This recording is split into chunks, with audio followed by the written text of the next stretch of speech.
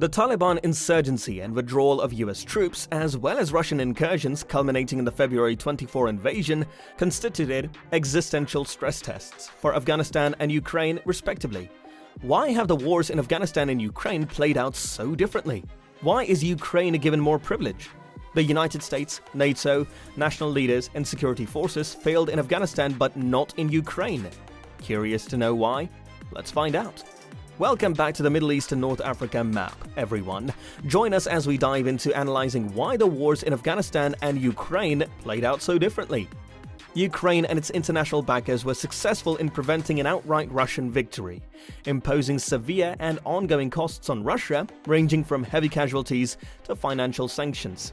Whatever happens next, the invasion has cemented Ukraine's national will, status, and orientation as a sovereign, independent, Western-oriented country.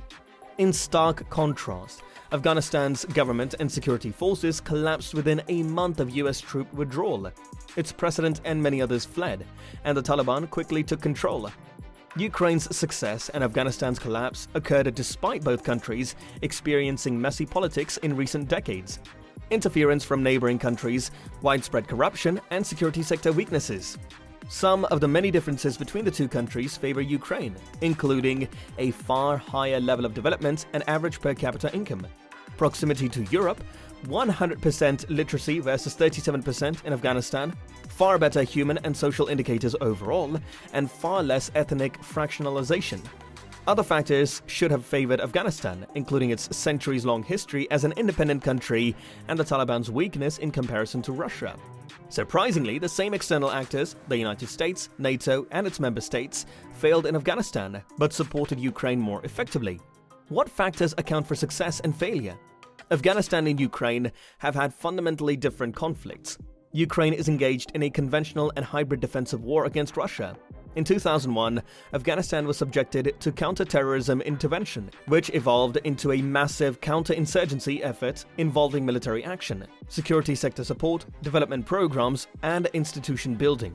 Furthermore, Afghanistan has been a focal point for the global war on terror since 9/11 and before, whereas Ukraine has never been. Being unconnected to that war was arguably a success factor in post-conflict transitions to stable peace. The narrative of foreign invasion was beneficial to Ukraine, but not to Afghanistan. The absence of US and NATO combat forces aided a Ukrainian narrative of Russian aggression and the development of a unified and effective national response. But in Afghanistan, this factor harmed the previous government. Because of the massive and comprehensive international engagement led by the United States, the Afghan government could not credibly characterize the conflict as its own, let alone against foreign forces. Even though the Taliban received critical support from Pakistan and elsewhere, the Taliban's narrative of fighting jihad against foreign invaders was more credible. The CI efforts in Afghanistan was dependent on critical success factors that were missing. Although most insurgencies fail around the world, Afghanistan has seen two successful insurgencies against great powers in the last 40 years. Government victory in CI necessitates a long time horizon and certain conditions. It has been virtually impossible to defeat an insurgency decisively if it has access to reliable and long-term safe havens outside the country. Pakistan never wavered in its support for the Taliban, whose headquarters were in Quetta. Furthermore, the international military intervention and security sector and stabilization initiatives, as well as the Afghan government's own efforts, were plagued by short-termism, with little regard for the future, let alone planning 5 to 10 years ahead, as is required for long-term success at CI. NATO was not designed for CI, but the US should have learned from its own experience. NATO, as a defensive alliance designed to deter and defend against a Soviet conventional or nuclear attack, was far better placed to support Ukraine's defensive war with Russia than to pursue CI successfully in Afghanistan. The United States, on the other hand, had extensive experience from Vietnam as well as other smaller CI efforts. Furthermore, there was ample opportunity for learning from experience during the nearly 2 decades of the Afghan intervention, as well as cross-learning between Afghanistan and Iraq. In the United States, some lessons from previous experiences were laid out. Unlike in Ukraine, ANDSF was predisposed to rely on unending foreign assistance, The ANDSF cost more than a quarter of Afghanistan's GDP and was almost entirely funded by sovereign aid, far exceeding that of any other country, and could never be covered by domestic revenues. Dependency also included logistics, maintenance, and critical enablers like air power.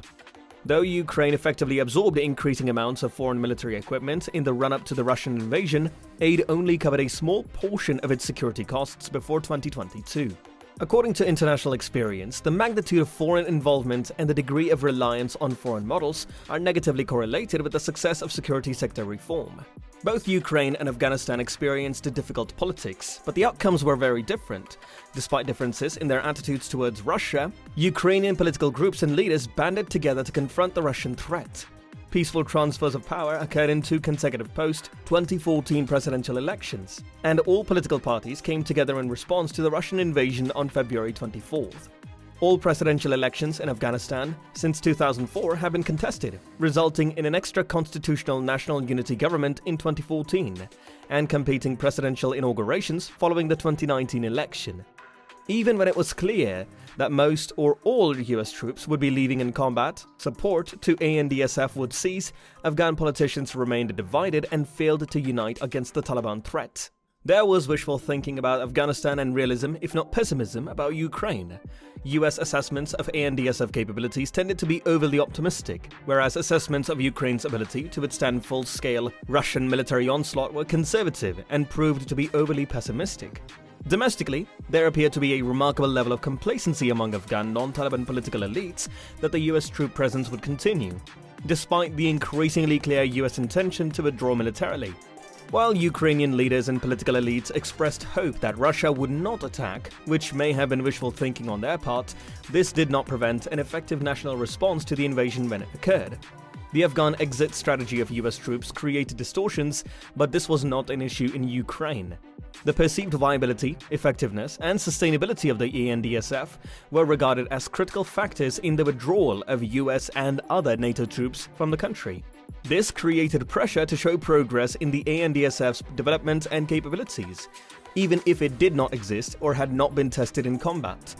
The lack of US combat troops in Ukraine eliminated the need for overly optimistic assessments to justify an exit strategy.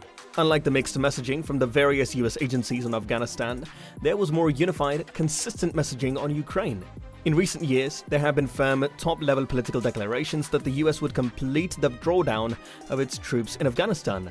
But there have also been indications of a tug-of-war with the Pentagon, which has not hidden its desire for at least a small US troop presence to remain indefinitely. While this does not excuse Afghan complacency, it does provide fodder for wishful thinking on their part. There was no such semi-public schism in US messaging to Ukraine, Russia, and the world at large. The US and NATO had serious contingency plans and preparations in place for Ukraine, but not for Afghanistan.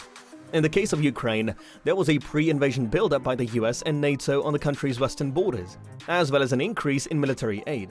When the invasion occurred, there was a swift, multi-pronged response, including a significant increase in military aid, large amounts of civilian aid, and the imposition of severe sanctions against Russia. In Afghanistan, it appears that all eggs were placed in the ANDSF basket, with little in the way of a Plan B against the Afghan collapse that occurred. The United States is growing wary of Afghanistan, but this is not the case in Ukraine. The sheer duration of the intervention of Afghanistan was surprising, not the fact that fatigue eventually set in. The United States' remarkable endurance over nearly 2 decades was a symptom of the failure to set Afghanistan on a sustained path toward post-conflict stability, and during its second decade reflected inertia and the search for an exit. Afghanistan has become more peripheral to US national security interests, while Ukraine has become more central, as time passed following 9/11, particularly after the assassination of Osama bin Laden in Pakistan nearly a decade later. The original CT justification for the US-led intervention in Afghanistan weakened and appeared increasingly out of proportion to its massive size and cost. Russia's full-fledged invasion has the potential to devastate Europe's rules-based international order, which is based on countries' sovereignty and territorial integrity. As a result, an independent, sovereign Ukraine has become critical to broader US and global security. And with that being said, it's time to end our video. But before that, we would like to know, what are your views about this? Let us know in the comments. Like this video and make sure to subscribe to the channel for more amazing videos like this. We'll see you in the next one.